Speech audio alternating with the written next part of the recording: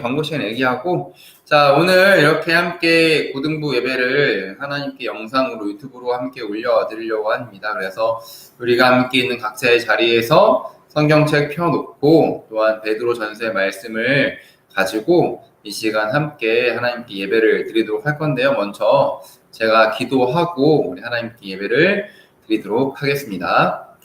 사랑과 은혜가 풍성하신 하나님 아버지, 그 은혜를 감사합니다. 오늘도 각자의 자리에서 이렇게 주님께 예배를 드립니다. 비록 우리가 이곳에 함께 모여서 예배드리지는 못하고, 또한 우리가 코로나 전염병으로 인하여서 정말 어려운 상황 가운데 있지만 하나님께서 우리의 삶을 지켜보아 주시고, 또한 이렇게 함께 예배드림으로 우리가 주님께 속해 있다는 사실을 잊지 않기 위해서 부단히 노력할 수 있도록 주여 도와 주옵소서. 하나님 아버지, 이 사태가 속히 끝나기를 간절히 소망합니다. 하나님의 뜻이 어디 있는지 우리는 알지 못하지만 주님의 뜻을 늘 물을 수 있도록 도와주시고, 이 시간을 통해 원하시고 또한 말씀하고자 하신 바가 무엇인지를 우리가 깨달을 수 있도록 주여 인도하여 주옵소서. 주님께 예배드립니다. 각자의 자리에서 예배드릴 때 경건한 마음, 하나님 앞에 온전한 예배 드릴 수 있는 그러한 태도로 주 앞에 예배 드릴 수 있도록 인도해 주시고, 이 말씀을 통하여서 우리 삶 가운데 힘을 얻고 주님 삶 가운데 실천할 수 있는 우리 모두가 될 수 있도록 주여 인도하여 주옵소서. 감사드리며 우리를 구원하신 예수 그리스도 이름으로 기도드립니다. 아멘. 자, 오늘의 말씀은 베드로 전서 2장 11절에서 17절까지의 말씀입니다. 신약성경 378페이지에 있으니까 다 같이 펴서 제가 한번 읽어보도록 하겠습니다. 사랑하는 자들아, 거류민과 나그네 같은 너희를 권하노니 영혼을 거슬러 싸우는 육체의 욕망을 제어하라. 너희가 이방인 중에서 행실을 선하게 가져 너희를 악행한다고 비방하는 자들로 하여금 너희 선한 일을 보고 오시는 날에 하나님께 영광을 돌리게 하려 함이라. 인간의 모든 제도를 주를 위하여 순종하되 혹은 위에 있는 왕이나 혹은 그가 악행하는 자를 징벌하고 선행하는 자는 포상하기 위하여 보낸 총독에게 하라. 곧 선행으로 어리석은 사람들의 무식한 말을 막으시는 것이라. 너희는 자유가 있으나 그 자유로 악을 가리는 데 쓰지 말고 오직 하나님의 종과 같이 하라. 무사람을 공경하며 형제를 사랑하며 하나님을 두려워하며 왕을 존대하라. 아멘. 자, 우리가 오늘 함께 살펴보려고 하는 말씀은 베드로 전서의 말씀입니다. 베드로 전서, 어떤 사람들은 물고기 잡던 어떤 그 베드로가 어떻게 이렇게 아름답고 너무나도 훌륭한 이 성경을 쓸 수가 있냐 해서 이거 베드로가 쓴 게 아니야 라고 이야기하는 사람도 있지만, 우리가 믿는 신앙 고백에서는 베드로 전서와 베드로 후서는 사도 베드로가 썼다라고 우리는 고백을 합니다. 사도 베드로는 우리가 잘 알다시피 예수님의 가장 첫 번째 제자였기도 하고 12명 중에 거의 반장 같은 역할을 했던 사람이 사도 베드로죠. 그 당시에는 사도 바울보다 훨씬 더 유명하고 영향력이 있었던 사람이 바로 이 베드로였습니다. 학자들이 연구하기에 이 베드로 전서와 베드로 후서는 좀 쓰여진 상황이 조금 다르다라고 이야기해요. 먼저 우리가 오늘 살펴본 베드로 전서니까 베드로 전서만 놓고 딱 보면은, 베드로 전서의 상황은 아직은 로마 제국으로부터 기독교에 대한 박해가 시작되기 전에 기록된 성경이다라고 이야기를 해요. 물론 산발적으로 내가 예수 믿는다는 이유만으로도 박해를 받거나 혹은 불이익은 당했습니다. 그러나 로마 제국 전체, 그 거대한 나라가, 거대한 제국이 기독교인을 핀셋으로 잡아서 그렇게 박해하고 죽이는 일은 아직은 그렇게 발생하지 않았다라는 거죠. 그렇기 때문에 사도 바울은 베드로 전서에서 그는 아마 이제 곧 박해가 시작될 것 같다라는 어떤 그러한 생각을 했던 것 같습니다. 그래서 이제 곧 박해가 시작되는데 그 박해를 어떻게 견디어낼 수 있고 우리가 어떻게 준비해야 되는지를 이 베드로 전서를 통해서 이야기를 하고 있습니다. 뿐만 아니라 로마 제국으로부터가 아니라 원래 유대인이었다가 예수님을 믿고 기독교로 개종한 사람들, 그 사람들은 유대사회에 완전 철저한 왕따를 당하고 있었거든요. 너는 배신자다. 너는 하나님을 저버린 배신자야 라는 그런 손가락질을 받고 살았는데, 그런 사람들 향해서 사도 베드로가 야 아니야, 너희들은 하나님을 배신한 게 아니라 너희들은 하나님의 계획을 통해 예수 그리스도로 구원받은 거야 라는 사실을 이 베드로 전서를 통해서 이야기를 하죠. 뭐 아무튼 이 밖에 여러 가지 이야기가 있지만 우리가 두 가지 생각해보면 될 것 같아요. 첫 번째, 아직 박해가 시작되지 않았는데 그 박해를 준비시키기 위해서 베드로 전서가 기록되었다. 또 두 번째, 유대인들이 개종했다고 해서 배신자라는 소리를 들었는데 사도 베드로가 아니다, 하나님의 계획으로 구원받은 거다라는 사실을 이야기하려고 했다라는 것을 우리가 먼저 살펴보고 오늘의 말씀을 본격적으로 시작해 보겠습니다. 자, 그런데 우리가 이렇게 박해를 이미 이제 앞두고 있고, 또한 유대인들로부터 기독교로 개종했다는 이유만으로 손가락질 받고 야 너는 가짜야 라는 이야기를 듣고 있던 바로 그 사람들에게 사도 베드로가 먼저 한 작업, 먼저 알려주는 사실이 있습니다. 자, 무엇이냐면 베드로가 이미 하나님께서 예수님을 통해 어떤 일을 우리에게 베풀어 주셨는지, 우리가 이미 어떤 것을 받은 존재이고 어떻게 변화된 사람이고 어떻게 살아가야 될 사람인지 이것을 첫 번째로 먼저 이야기한다는 거죠. 그러니까 제일 중요한 건 뭐냐면은 우리가 어떤 존재인지를 사도 베드로는 먼저 이야기한다라는 겁니다.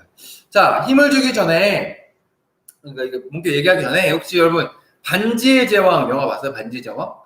아주 진짜 뭐 1, 2, 3편에 있고 뭐 호빗 시간 영화도 이렇게 3편에 저도 있고 굉장히 아주 정말 진짜 재밌는 영화잖아요. 그래서 저도 1편, 2편, 3편 다 영화관에서 봤던 기억이 나는데, 특별히 3편에서 그 곤도르라는 인간 나라가 오크들에 의해서 큰 위기에 처한 장면이 나옵니다.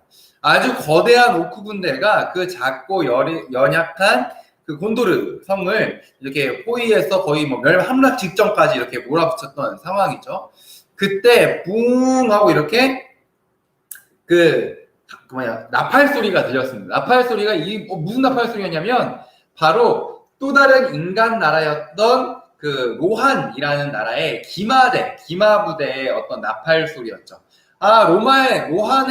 로한의 나팔 소리다라는 것을 곤도르 사람들이 듣고 희망을 찾게 되고 이렇게 했는데, 이렇게 거대한 수의 이 군대가 딱 그 곤도르 앞에, 오크들에 둘러싸여 있는 곤도르 앞에 딱 도착했을 때, 여기 앞에 있던 여기 세우된 왕이에요. 여기 보여? 여기 조그만한 이 사람이나 조그만한 이 왕이 그 군대들을 앞에 모아놓고 이제 돌격 앞으로 하기 전에 함께 모아놓고 이제 마지막 연설, 그러니까 전장에 싸우기 전에 연설을 하는데, 그 세우된 왕이 무엇이라고 이야기하냐면 그 왕이 이렇게 소리칩니다.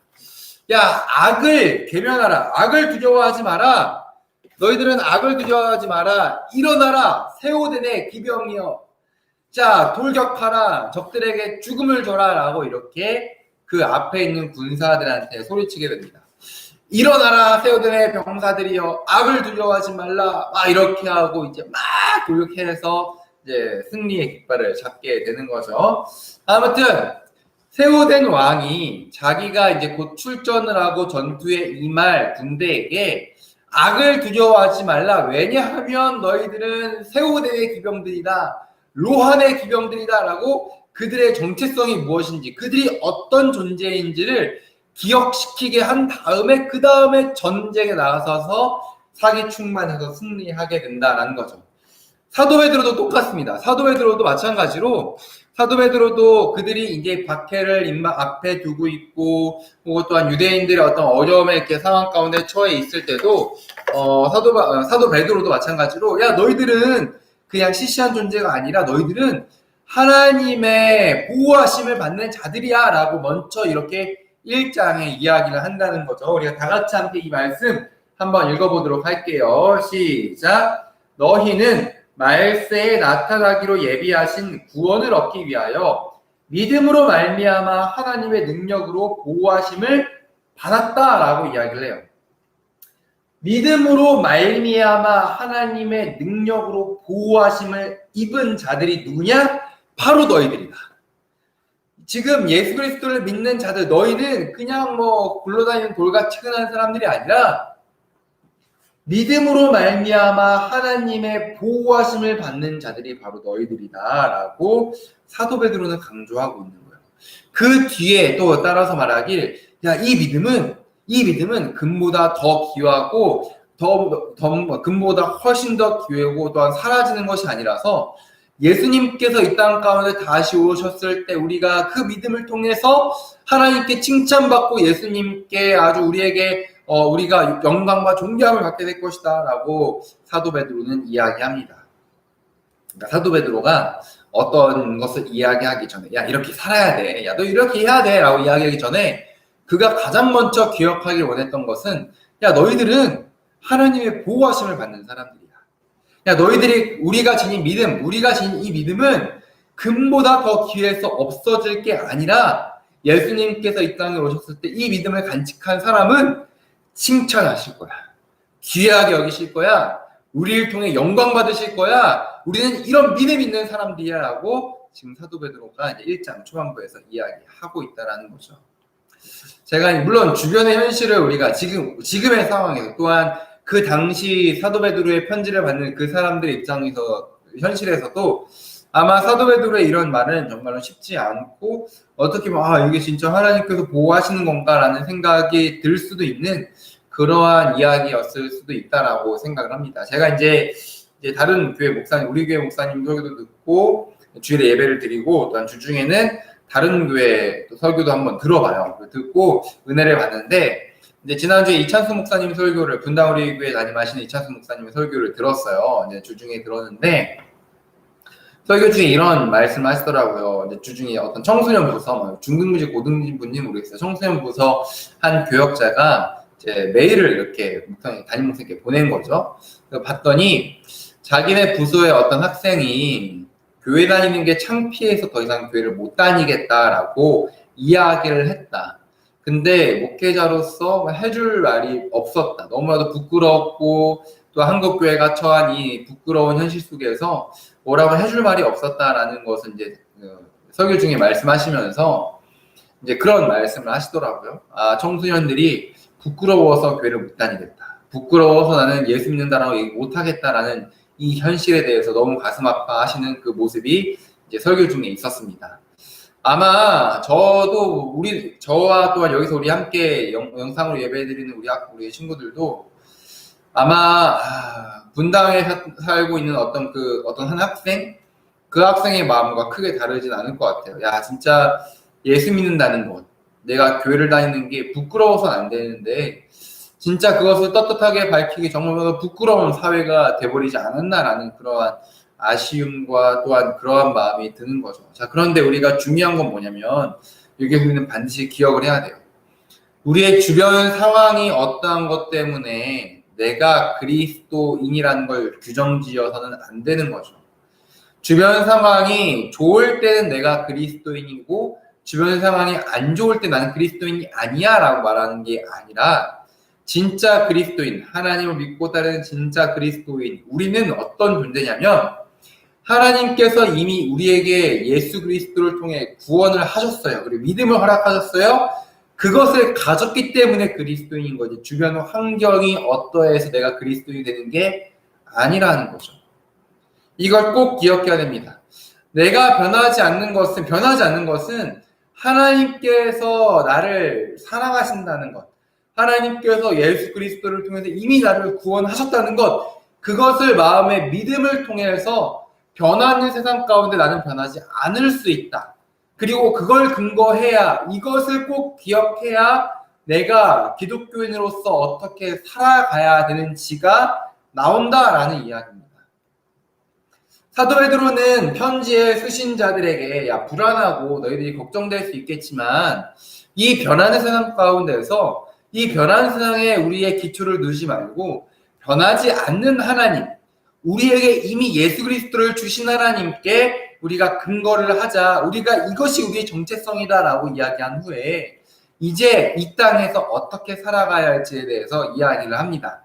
여러 가지 이야기했지만 그 중에 오늘의 함께 읽은 본문의 말씀을 좀 나눠보려고 해요. 다 같이 함께 이 말씀을 한번 읽어보도록 할게요. 시작! 인간의 모든 제도를 주를 위하여 순종하되 혹은 위에 있는 왕이나 혹은 그가 악행하는 자를 징벌하고 선행하는 자를 포상하기 위하여 보낸 총독에게 하라. 사도 베드로가 이야기하는 겁니다. 야, 너희들 순종해야 돼. 너희들 기독교이니까 순종해야 되는데 인간에 있는 모든 제도, 뭐 국가 시스템이나 정치나 법률이나 경제나 어떤 이러한 모든 제도를 주를 위해서 순종하되 왕에게도 순종해야 되고 총독에게도 순종해야 된다라고 사도 베드로가 이야기하고 있는 겁니다. 여러분, 모든 제도를 순종해라.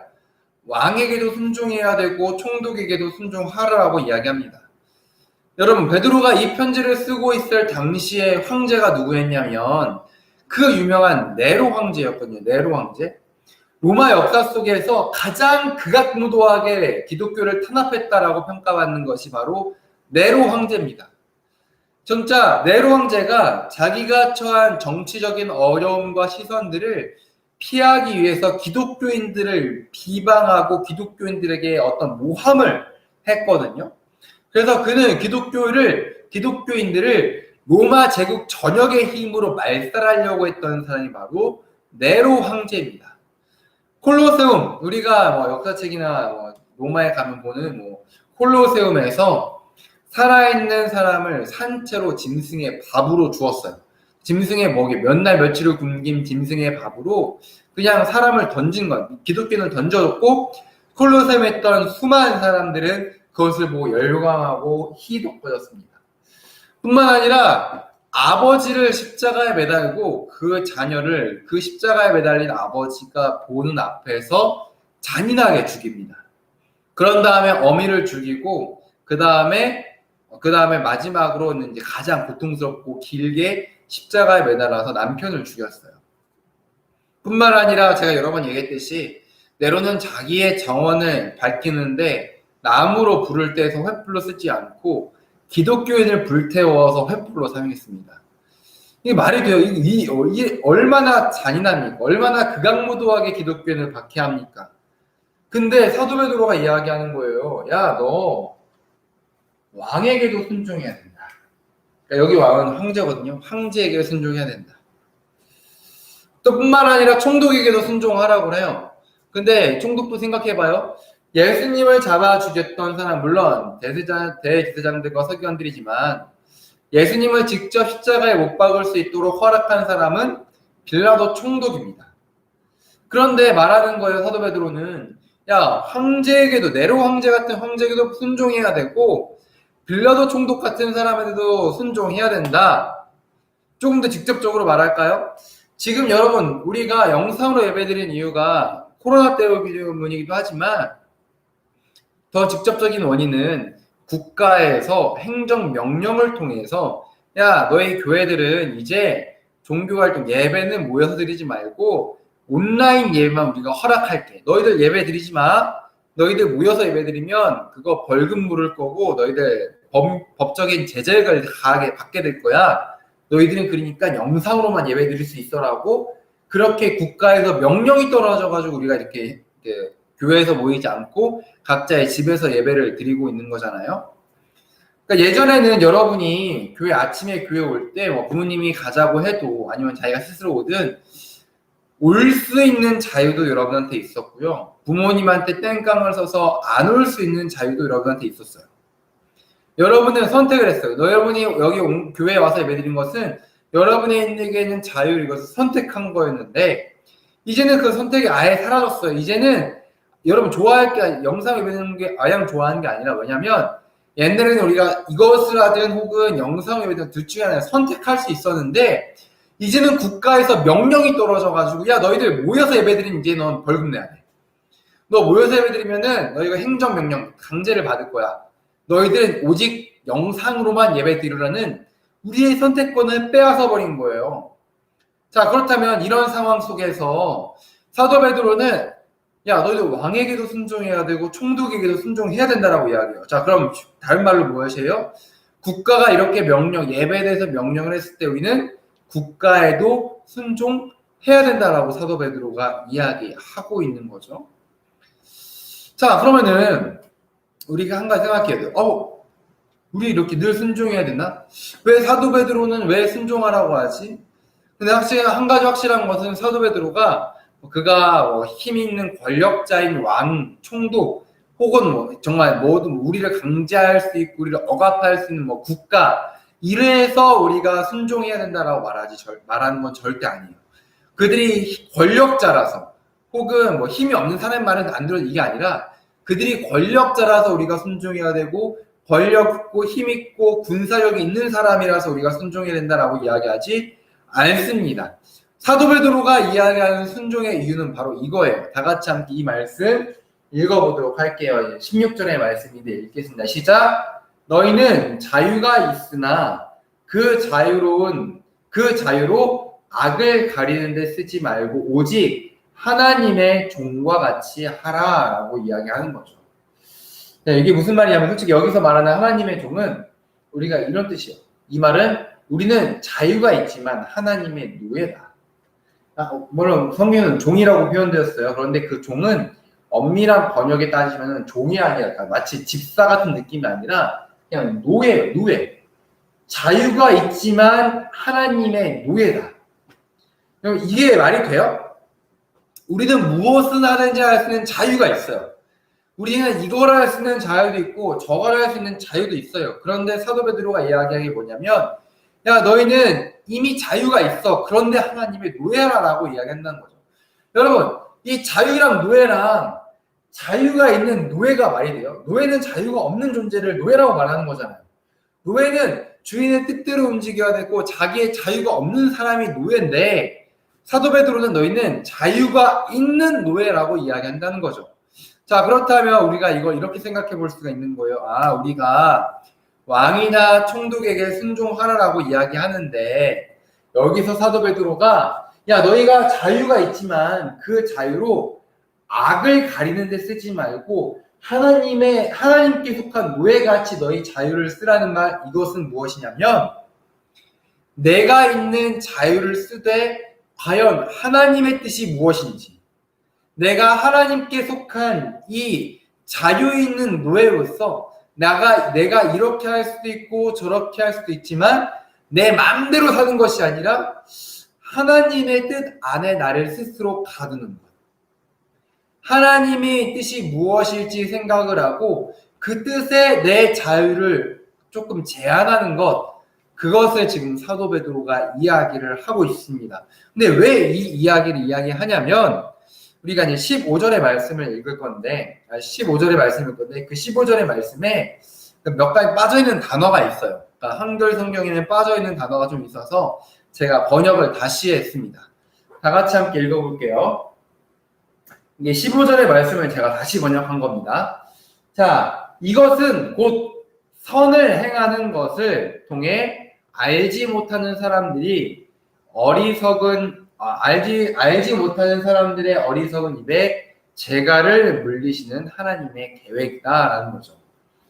우리가 자유가 있지만 그 자유로 하나님의 뜻 안에서만 우리가 자유를 사용해야 되는 이유, 그리고 그것은 무엇이냐면 선을 행함으로 하나님을 알지 못하는 사람들의 그 어리석은 입술에 재갈을 물려서 아무 소리 못하게 하려는 하나님의 계획이다라고 이야기해요.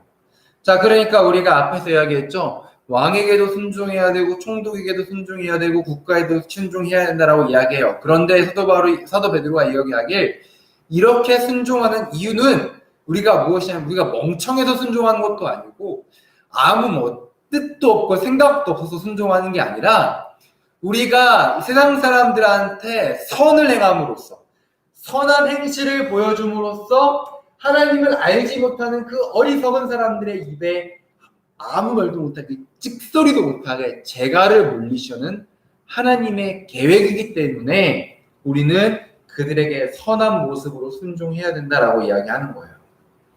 굉장히 어려운 거예요. 왜냐하면 만약에 우리가 생각해 봤을 때 정말 우리가 이제 예수님의 모습을 좀 살펴봤을 때 예수님도 총독에게 십자가 달려서 이렇게 돌아가셨잖아요. 그런 모든 상황 속에서 우리가 생각을 해봐야 되는 거죠. 과연 이런 상황 속에서도 순종해야 되는 거야. 좀 저항해야 되고 뭐 국가를 전복시키든지 우리의 요구가 이건 말도 안 되는 거다 막 싸워서 투쟁해서 얻어내야 되는 건지 이런 것을 어떻게 해야 되지? 대면 예배를 금지했다? 혹은 네로 황제에게 순종한다? 빌라도 총독에게 순종한다? 어떻게 이것이 가능하지? 왜 사도 베드로는 왜 순종하라고 이야기하지?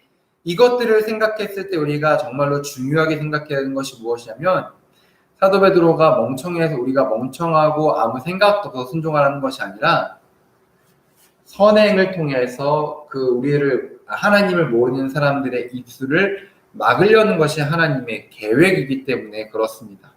그렇기 때문에 이것이 하나님의 계획이기 때문에 우리는 우리에게 있는 자유로 하나님의 뜻 안에서 우리를 좀 제한할 수 있어야 된다라고 사도 베드로가 말하는 겁니다.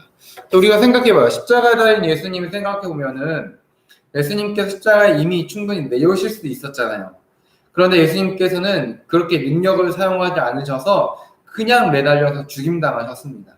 그것이 하나님의 뜻이었어요. 빌라도 총독에게 항의 못하고 그걸 못 벗어나서 끌려가신 것이 아니라 그것이 하나님의 뜻 안에 있었고 예수님께서는 이렇게도 할 수 있고 저렇게도 할 수 있는 자유가 있었지만 하나님의 뜻 안에 자기 자신을 순종한 겁니다.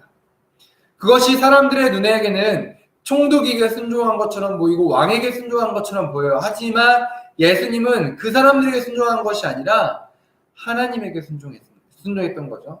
그리고 나서 이 모든 모습을 본 예수님을 모르고 하나님을 몰랐던 어떤 어리석은 한 사람은 그 옆에 있던 백부장은 뭐라 이야기하냐면 야, 이 사람은 진실로 하나님의 아들이었다라는 고백을 그제서야 이야기할 수 있게 된다는 겁니다.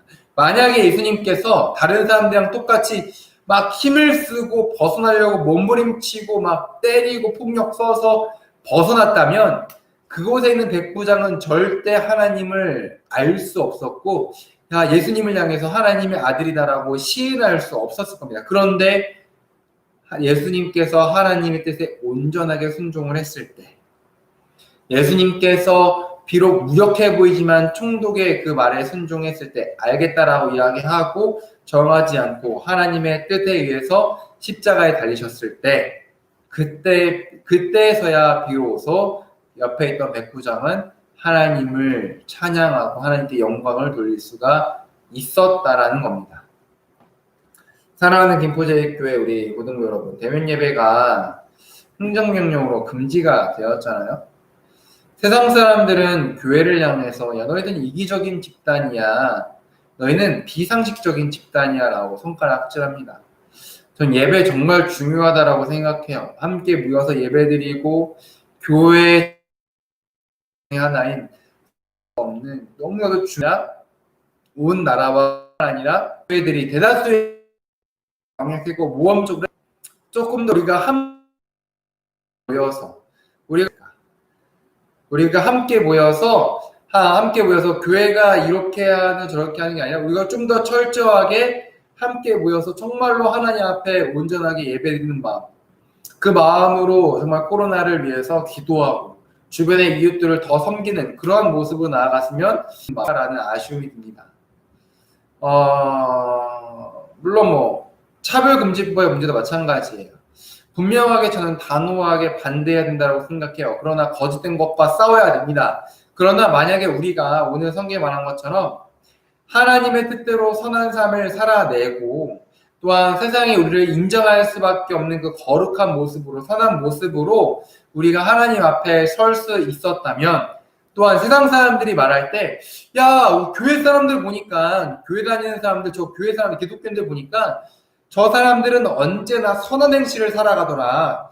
저 사람들이 차별금지법이 아니라고 말하면 아닌 거야 라고 이런 문화가 이러한 모습이 우리 삶 가운데 있어서 그것을 우리가 이야기할 수 있다면 얼마나 좋았을까.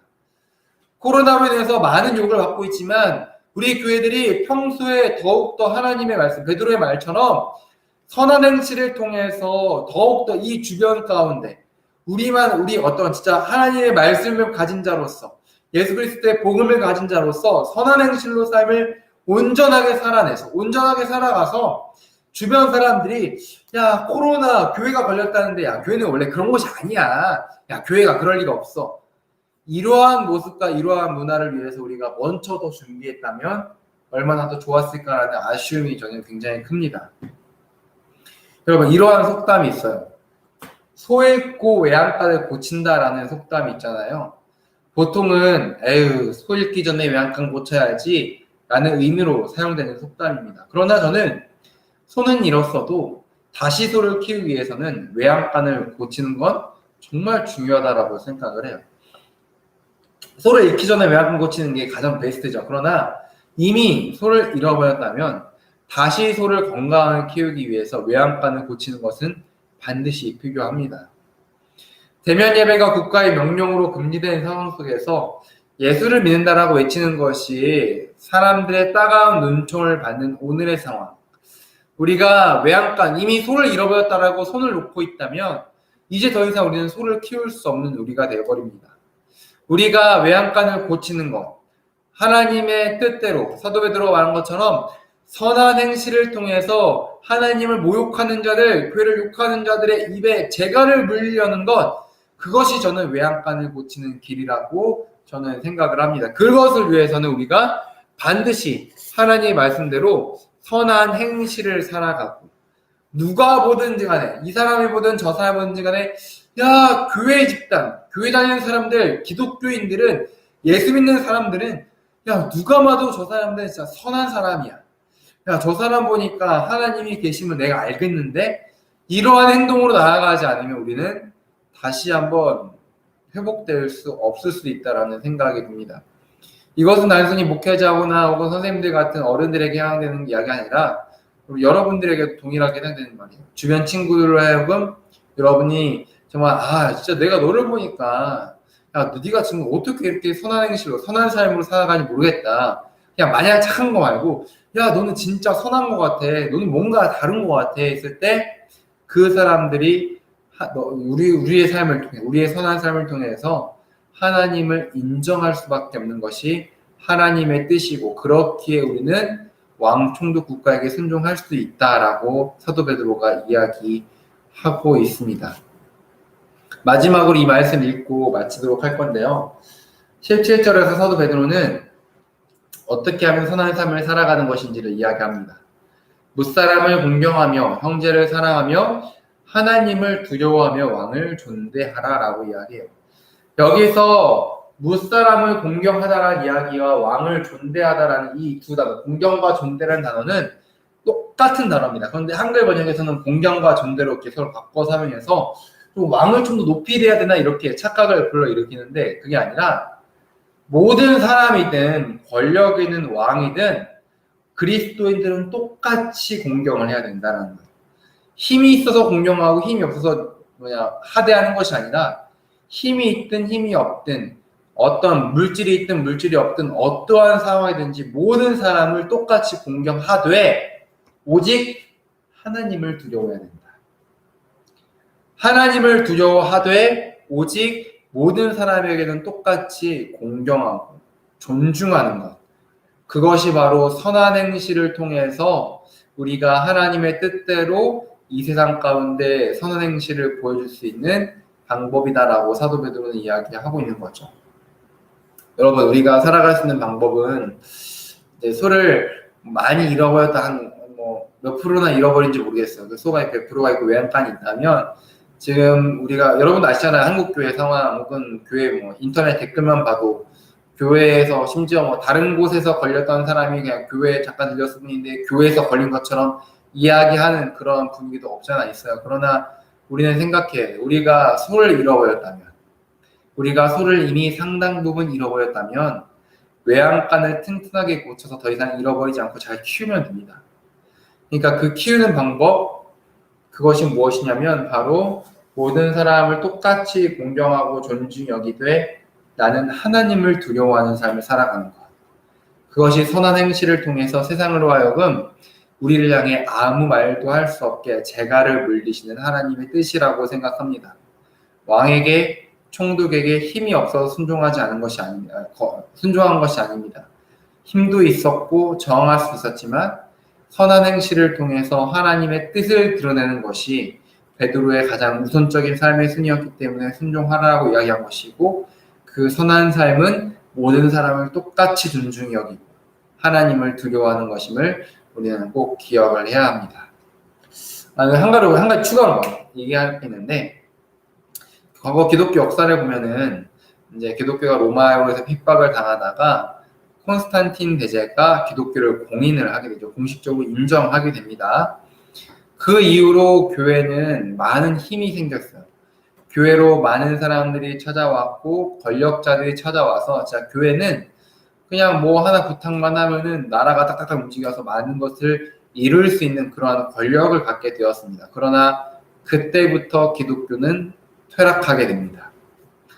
오히려 기독교가 힘이 없는 것처럼 보일 때, 권력자들은 한 명도 없고 그 어느 누구도 교회를 인정하지 않아서 핍박당할 때 믿음이 더욱더 깨끗하고 순전했고 성경과 교회 역사에서 말하기를 그때가 정말로 강했던 교회의 힘이라고 이야기합니다.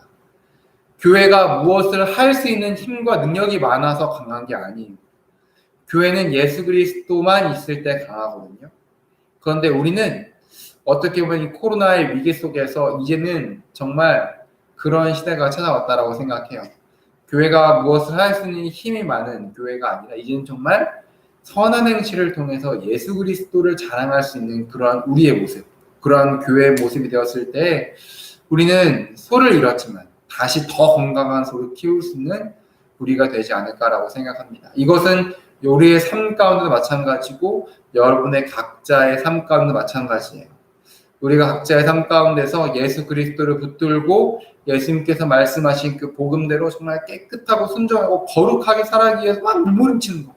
내가 말씀 읽고 기도하고 찬양해서 내 하루의 삶 가운데서 진짜 하나님께서 살아내기 위해서 막 몸부림치고 모든 사람을 똑같이 존중 여기는 마음, 공평히 여기는 마음을 가질 때 하나님을 두려워하는, 진짜 하나님이 살아계시, 하나님 내 모습을 보고 계시지, 그 마음을 가지고 내가 오늘 하루를 살아가고 그렇게 우리가 쭉 살아간다면 우리는 다시 한번 회복할 수 있고 우리는 다시 한번 교회 다니는 것이 부끄럽지 않을 수 있다라고 저는 생각을 합니다.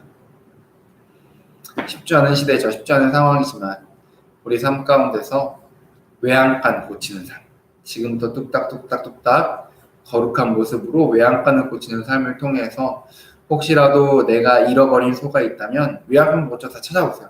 외양간 고치고 사랑 공경하고 하나님 두려워하고 선한 삶을 살아가서 다시 한번 하나님께 우리가 귀하게 쓰임받는 우리 각자의 삶, 예수 믿는 것이 너무나도 자랑스럽고 너무나도 자랑하고 싶은 그러한 우리의 삶이 되기를 주님의 이름으로 간절히 축원해 드립니다. 제가 기도할게요. 사랑과 은혜가 풍성하신 하나님 아버지, 은혜를 감사합니다. 소 잃고 외양간 고친다는 것은 어리석은 속담으로 우리가 사용됩니다만 소를 잃었으니 우리가 외양간을 고치는 것도 너무나도 중요한 작업이라 생각합니다. 하나님 아버지, 한국교회가 이미 소를 잃어버렸다면 정말 오늘 사도 베드로가 이야기한 것처럼 거룩한 행실을 통하여서, 거룩한 삶의 모습을 통하여서 우리가 외양간을 고칠 수 있도록 인도하여 주시고 그 모습을 통하여서 다시 한번 건강한 소, 건강한 예수 그리스도의 교회를, 주님의 교회를 우리가 세워갈 수 있도록 주의 인도하여 주옵소서. 우리 각자의 삶 가운데서 여러 가지 고민들이 들 때가 많습니다. 왕과 총독과 국가에게 순종하라고 이야기하는데 그 순종의 삶 가운데, 순종의 모습 가운데서는 선한 행실을 통해서 입에 재갈을 물리시는 하나님의 모습과 방법 또한 우리가 돌아보게 됩니다. 하나님 아버지, 우리가 우리 삶 가운데서 선한 행실을 잃어버린 것이 있다면 예수 믿는 자이기에 선한 행실로 돌아올 수 있도록 도와주시고 나에게 있는 자유를 하나님의 뜻 안에 순종하여서 우리가 정말 자유 있는 하나님의 노예로서 하나님의 거룩한 뜻을 행할 수 있도록 주여 도와주옵소서. 이를 위하여서 모든 사람을 공평하고 또한 존중이 있는 우리 마무락하여 주시고 또 하나님을 두려워하는 삶을 살아갈 수 있도록 도와주시고, 특별히 이제 고3 학생들은 내일 학교를 등교하고 또 우리 친구들 주변에서 삶을 살아가게 됩니다. 그 모든 삶의 과정 가운데서 주변에 있는 친구들의 어떠함 따라서 내가 싫어하고 내가 좋아하는 아이들을 거르는 것이 아니라 모든 사람들을 똑같이 공평하고 존중히 여기는 성숙한 그리스도인의 모습, 선한 행실을 보일 수 있도록 주여 인도하여 주옵소서. 주의 말씀을 기억할 수 있도록 인도하여 주시고, 특별히 이 고3 아이들 코로나로 인해서 많이 불안하고 어려운 상황 가운데 있습니다. 우리 아이들의 마음을 주님께서 주관하여 주시고 평안 허락하여 주셔서 그들의 삶의 발걸음을 주님께서 인도하심을 믿음으로 고백할 수 있도록 주여 인도하여 주옵소서. 감사하며 우리를 구원하신 예수님의 이름으로 기도드립니다. 아멘.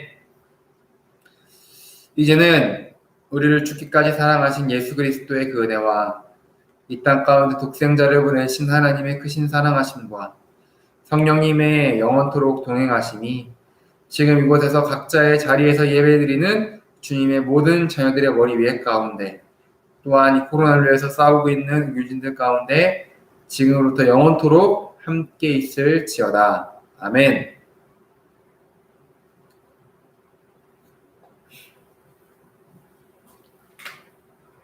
아멘. 중간에 잠깐 끊겼죠. 아마 이게 와이파이를 잡았는데 조금 끊긴 것 같아요. 자, 오늘 좀 몇 가지 광고를 드릴게요. 광고를 드리면은, 오늘부터 제가 오늘 고3, 다음 주 고2, 그 다음 주 고1 이렇게 해서 순서대로 가면서 제가 간식을 좀 배달을 하려고 해요. 여러분이 어떻게 살고 있는지, 잘 지내고 있는지, 드라이브스루 형식으로 저는 차 안에서 있고, 비대면 접촉을 최소한 해야 된다라는 방침 때문에 저는 차 안에서 있을 거고, 여러분에게 그냥 마치 맥도날드 드라이브스루 가면은 뭐 주문해주세요 막 받고 이러는 거 있죠. 주고받는 것처럼 저는 차 안에서 이제 건네주고 여러분에게 이게 간식을 전해주려고 합니다. 오늘은 고3 북변동부터 이렇게 쭉 돌 예정인데, 자, 이런 거요. 빠밤. 제가 여기 커피도 있고 프레츠 맛있잖아요. 제가 좋아하는 거 샀어요. 프레츠 샀고 오레오 신지 있고 자일돌 이건데, 고3은 이렇고 고2, 고1은 제가 마트 가서 그때그때 땡기는 걸로 내 맘이에요. 내가 먹고 싶은 할 거예요. 아무튼 그렇게 줄 거니까 이제 주중에 제가 연락을 할게요. 이제 고3들은 어제 연락을 다 거의 다 했고, 그 다음에 고2나 고1들은 이제 때가 되면은 제가 다 연락을 돌릴 테니까 그때 전화 받고 또 간식도 받고 하는, 이제 해서 그걸 좀 먹고 힘내서 목사님도 또 선생님들도 여러분에서 늘 기도하고 있다는 사실을 잊지 않았으면 좋겠습니다. 끝. 자, 일단 고3은 지금 곧 출발해요. 30분 되기 전에 출발하니까 딱 기다리세요. 북변동 인성이부터 와서 인성이 정민이 이렇게 돌아가, 아무튼 그럴 거예요. 다음에 봐요.